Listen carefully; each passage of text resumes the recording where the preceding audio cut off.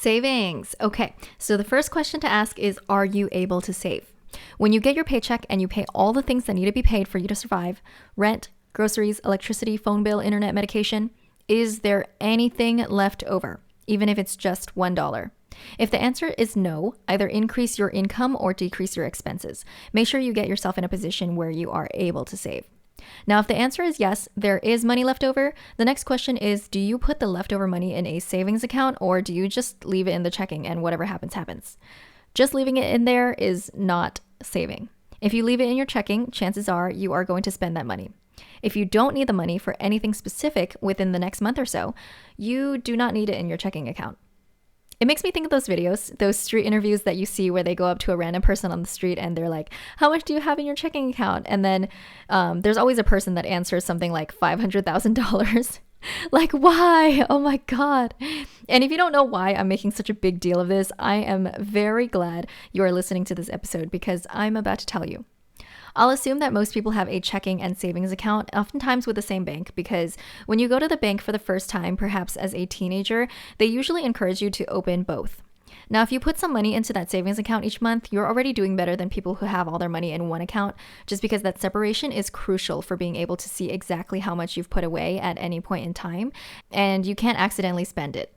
Now, if you do have one of those savings accounts with a big bank like Wells Fargo or Bank of America, you'll notice that every year you get like 3 cents of interest, which is pretty nice, right? You get money for keeping your money in that account. There's like a 0.1% interest rate. You didn't even have to work for it. Well, no, it's not nice because those 3 cents could have been hundreds of dollars. And with that, I introduce you to high yield savings accounts. Nobody told me about high yield savings accounts, okay? We didn't learn this in school. Basically, they are the same as your regular old savings accounts, except instead of 0.1, you get 3, you get 4, you get 5%. Now, these rates change based on how the economy is doing, and they vary from bank to bank. Say you have $1,000. You leave it in a regular savings account with a 0.1% interest rate. You know how much money you have after a year? $1. You leave it in a high yield savings account with, let's say, 4%. You know how much you have? $40. Like, are you freaking kidding me? Now imagine what the numbers will be if you've saved $10,000, $100,000. But I'm getting ahead of myself. Let's just say you have $1,000. At the end of the year, you have $1,040. If you leave that 40 in there for a year, 4% of $1,040 is $41.60. And that's more than $40. It's more than the first $40 that you got. And it goes on and on and on. And it just keeps building. There is literally no catch. Now, of course, this counts as income, so it's taxed. So I guess that would technically be the only catch. But oh my God, it's basically just free money. This is what people mean when they say make your money work for you. So when choosing a HISA, a high yield savings account, it's similar to how you find a good credit card. You just Google HISAs and compare rates, but make sure you're choosing a trustworthy bank and that your money will be FDIC insured, which means if the bank fucks up and they lose all your money, you can get that money back. So now you have a HISA, a high yield savings account. The next question is, what are you saving for? A new car? Concert tickets? Maybe, but not just yet. The best thing to save for is ... Drum roll, please. A rainy day. An emergency fund.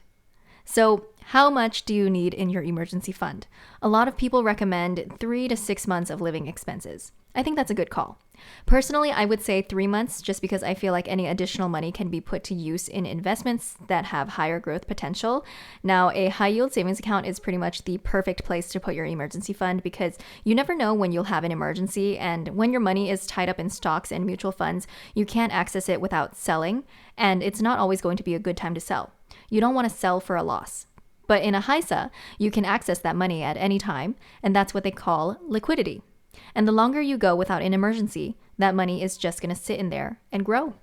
Having an emergency fund is important, not only for having that sense of safety, but also it'll prevent you from digging into your credit limit when you have to pay for something you weren't expecting to have to pay for. If you can help it, do not dig into your credit limit if you know you cannot pay it in full at the end of every month. Even getting a personal loan is better than that. The interest rates are way lower. But having an emergency fund is king. And make sure you're actually using this money for emergencies only. And then when you dig into it, create a plan to refill it. I've had some people ask me what constitutes as an emergency. And if you have to ask, is this an emergency? It probably isn't one. After you build your emergency fund, then it'll be a good time to start thinking about what else you want to save for. I would recommend creating separate HISAs just so you can see that separation between your emergency money and all the money that you've saved for other things.